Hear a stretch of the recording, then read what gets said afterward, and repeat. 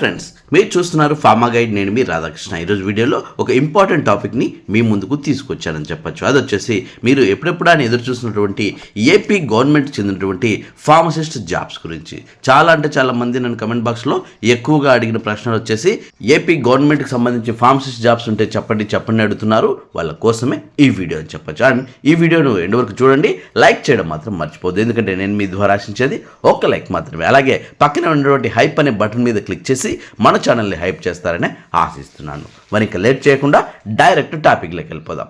చూడండి ఫ్రెండ్స్, మీరు ఇక్కడ గమనించినట్లయితే ఇది వచ్చేసి government of Andhra Pradesh health medical and family welfare department వాళ్ళు ఈ నోటిఫికేషన్ ను అందించడం జరుగుతుంది. అండ్ దీనికి సంబంధించి నోటిఫికేషన్ ఆల్రెడీ రిలీజ్ అయిందని చెప్పొచ్చు.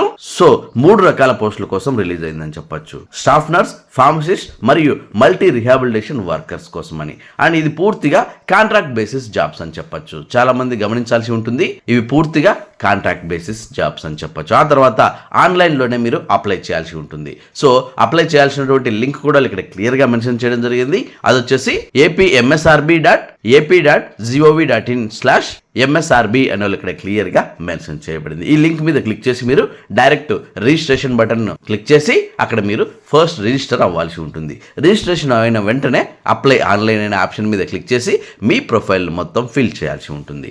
ఆ తర్వాత మనం గమనించినట్లయితే ఎన్ని పోస్టుల కోసం అడుగుతున్నారు క్లియర్గా వాళ్ళు ఇక్కడ మెన్షన్ చేయడం జరిగింది. ముఖ్యంగా స్టాఫ్ నర్స్ కోసం చూసుకున్నట్లయితే 419 పోస్టులు అందుబాటులో ఉన్నాయని చెప్పొచ్చు. అంటే ఇందులో భాగంగా స్ప్లిట్ ఆఫ్ కూడా వాళ్ళు ఇక్కడ క్లియర్గా మెన్షన్ చేయడం జరిగింది. అంటే ఏ విభాగానికి ఎన్ని పోస్టులను కూడా అక్కడ క్లియర్గా చెప్పడం జరుగుతుంది.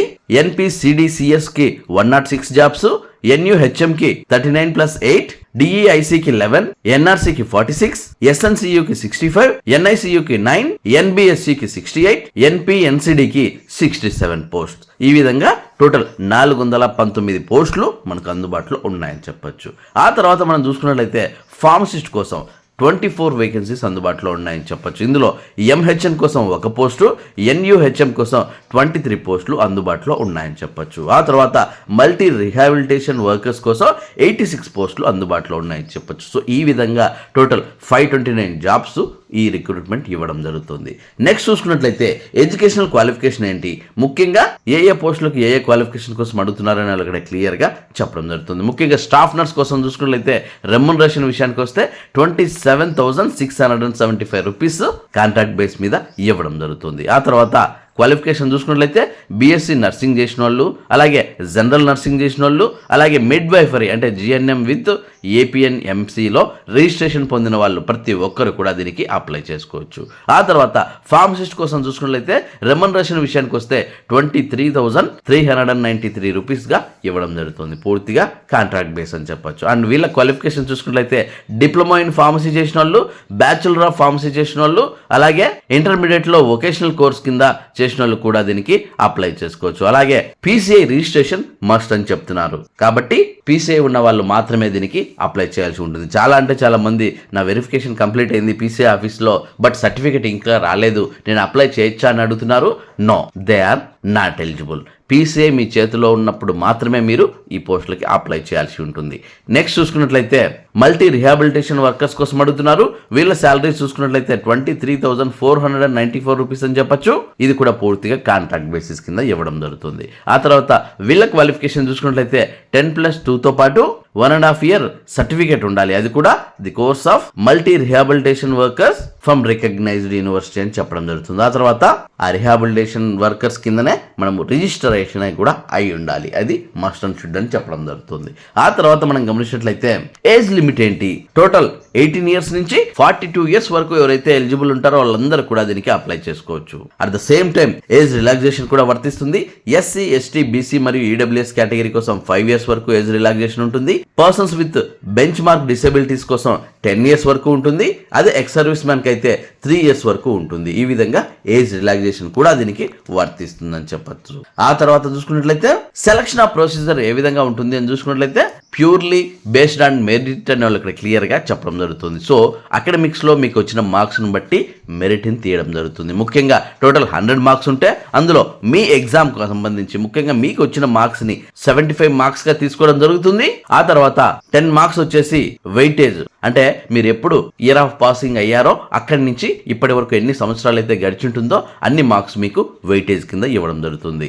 ఆ తర్వాత 15 మార్క్స్ వచ్చేలోపు మీరు ఏదైనా గవర్నమెంట్ సెక్టార్లో అది కాంట్రాక్ట్ బేసిస్ కావచ్చు, అవుట్ సోర్సింగ్ బేసిస్ కావచ్చు, వర్క్ చేసి ఉంటే వాటి తాలూకు సర్వీస్ అనేది మీకు యాడ్ అవుతుందని చెప్పొచ్చు. సో ఈ విధంగా మీకు వెయిటేజ్ అని ఉంటుంది. ముఖ్యంగా కోవిడ్ టైంలో చేసిన వాళ్ళకి 5 మార్క్స్ యాడ్ అవుతాయని చెప్పొచ్చు. అంటే మినిమం 6 మంత్స్ మీరు వర్క్ చేసింటే 5 పాయింట్స్ మీకు యాడ్ అవ్వడం జరుగుతుంది. అదే ట్రైబల్ ఏరియాలో మీరు వర్క్ చేసింటే మినిమం 6 మంత్స్ వర్క్ చేసి ఉండాలి, వాళ్ళకి 2.5 మార్క్స్ యాడ్ అవ్వడం జరుగుతుంది. ఒకవేళ రూరల్ ఏరియాలో మీరు వర్క్ చేసింటే 2 పాయింట్స్ యాడ్ అవ్వడం జరుగుతుంది. ఒకవేళ అర్బన్ ఏరియాలో మీరు వర్క్ చేసింటే 1 మార్క్ అనేది యాడ్ అవ్వడం జరుగుతుంది. సో ఈ విధంగా మీకు వెయిటేజ్ అనేది ఉంటుందని చెప్పొచ్చు.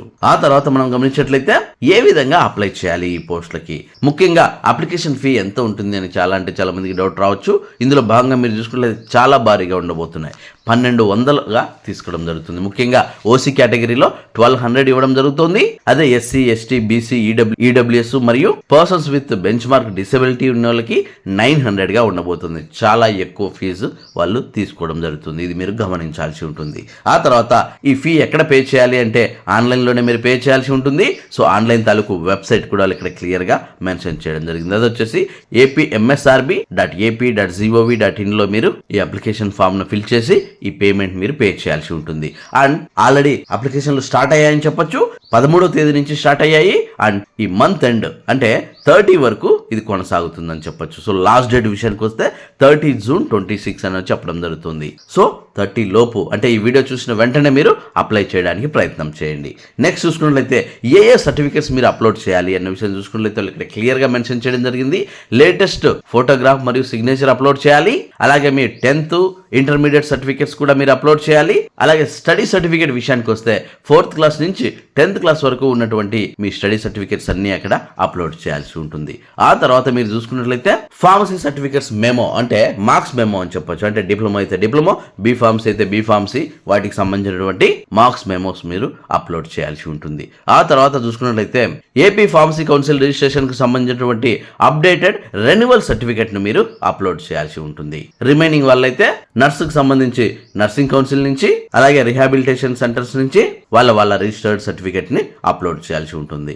ఆ తర్వాత ఎక్స్ సర్వీస్ మ్యాన్ సర్టిఫికేట్స్ ఉంటే అప్లోడ్ చేయాలి, లేకపోతే అవసరం లేదు. ఇది మ్యాండేటరీ అయితే కాదు. ఆ తర్వాత సదరన్ సర్టిఫికేట్ కూడా ఎవరైతే అప్లికబుల్లో సదరన్ సర్టిఫికేట్ కి వాళ్ళు మాత్రమే అప్లోడ్ చేయాల్సి ఉంటుంది. ఆ తర్వాత caste certificate SC, ST, BC మరియు ఈడబ్ల్యూఎస్ కేటగిరీ అయితే వాళ్ళకి సంబంధించినటువంటి క్యాస్ట్ సర్టిఫికేట్ ని కూడా అప్లోడ్ చేయాల్సి ఉంటుంది. ఆ తర్వాత మనం చూసుకున్నట్లయితే మార్క్స్ మెమోస్ అన్ని కూడా మీరు అప్లోడ్ చేయాల్సి ఉంటుంది. ఆ తర్వాత ఫైనల్ గా మీకు పేమెంట్ అనేది ఉంటుందని చెప్పొచ్చు. నెక్స్ట్ చూసుకున్నట్లయితే ఆన్లైన్ లో ఏ విధంగా రిజిస్ట్రేషన్ అవ్వాలి అని కూడా ఇక్కడ క్లియర్ గా మెన్షన్ చేయడం జరిగింది. వెబ్సైట్ ఆల్రెడీ మనం చర్చించుకున్నాం కదా, apmsrb.ap.gov.in లో మీరు ఫస్ట్ రిజిస్టర్ అవ్వాలి. ఆన్లైన్ రిజిస్ట్రేషన్ అనే ట్యాబ్ మీద మీరు క్లిక్ చేసి ఆన్లైన్ అప్లికేషన్ ఫామ్ మీద క్లిక్ చేయాల్సి ఉంటుంది. ఆ తర్వాత select the name of the post అని ఉంటుంది. అక్కడ ఫార్మసిస్ట్ అని సెలెక్ట్ చేయాలి. ఆ తర్వాత మీ మొబైల్ నంబర్ అలాగే మీ ఈమెయిల్ ఐడితో మీరు లాగిన్ అవ్వాల్సి ఉంటుంది. వాటికి ఓటీపీలు కూడా రావడం జరుగుతుంది. దాన్ని మీరు వెరిఫై చేసుకోవాల్సి ఉంటుంది. ఆ తర్వాత పేమెంట్ విషయానికి వస్తే పేమెంట్ గేట్వే అని ఉంటుంది. అందులో మీరు నెట్ బ్యాంకింగ్ కానీ, క్రెడిట్ కార్డ్ కానీ, డెబిట్ కార్డ్ కానీ, మొబైల్ వ్యాలెట్ పేమెంట్ కానీ యూజ్ చేసి మీరు పేమెంట్ ను పే చేయొచ్చు. అండ్ పేమెంట్ విషయంలో మీరు కాస్త వెయిట్ చేయాల్సి ఉంటుంది. రీఫ్రెష్ కానీ బ్యాక్ వెళ్ళడం కానీ చేయకూడదు. అలా చేశారంటే మీ మనీ ఎగిరిపోతుందని చెప్పొచ్చు. సో అది గేట్ పేమెంట్ అయ్యేంత వరకు మీరు వెయిట్ చేయాలి. ఆ ప్రాసెస్ కంప్లీట్ అయ్యేంత వరకు ఓపిక్ గా ఉండాలి. కొంచెం లేట్ అయినా పేమెంట్ అనేది అవుతుంది. So please wait. ఆ తర్వాత ఫైనల్ గా సబ్మిట్ బటన్ అని ఉంటుంది. దాని మీద మీరు క్లిక్ చేసి సబ్మిట్ చేయాల్సి ఉంటుంది. సో ఈ విధంగా రిజిస్ట్రేషన్ ప్రాసెస్ అనేది ఉంటుందని చెప్పొచ్చు. ఆ తర్వాత వాళ్ళు జనరల్ ఇన్స్ట్రక్షన్స్ కూడా ఇవ్వడం జరుగుతుంది. ఎవరైతే ఆన్లైన్ లో అప్లై చేయదలుచుకున్నారో వాళ్ళు ఈ జనరల్ ఇన్స్ట్రక్షన్స్ పూర్తిగా చదువుకుని అప్లై చేసినట్లయితే మీకు క్లియర్ గా ఉంటుందని చెప్పొచ్చు. అండ్ ఫైనలీ మీరు గమనించినట్లయితే ఈ ఆన్లైన్ పద్ధతిలో మీకు ఏమైనా డౌట్స్ కానీ క్వైరీస్ కానీ ఉంటే డైరెక్ట్ వాళ్ళు ఇక్కడ కాంటాక్ట్ నెంబర్ కూడా ఇవ్వడం జరుగుతుంది. ఆ కాంటాక్ట్ నెంబర్ కాల్ చేసి పూర్తి వివరాలు తెలుసుకోవచ్చు అని చెప్పొచ్చు. అట్ ద సేమ్ టైమింగ్ కూడా వాళ్ళకి ఇవ్వడం జరుగుతుంది. ఆ టైమింగ్లో మాత్రమే మీరు కాల్ చేయాల్సి ఉంటుంది. 11 AM నుంచి 4 PM వరకు మాత్రమే మీరు కాల్ చేయాల్సి ఉంటుంది. At the same time Monday to Friday మాత్రమే, సాటర్డే సండే నాట్ వర్కింగ్ అనే వాళ్ళకి క్లియర్గా మెన్షన్ చేయడం జరుగుతుంది. సో చూసారు ఫ్రెండ్స్, ఇది గవర్నమెంట్ ఫార్మసిస్టుల తాలూకు పూర్తి స్థాయి వివరాలు అని చెప్పొచ్చు. చూసారు ఫ్రెండ్స్, ఈ వీడియో మీ అందరికీ నచ్చిందని అనుకుంటున్నాను.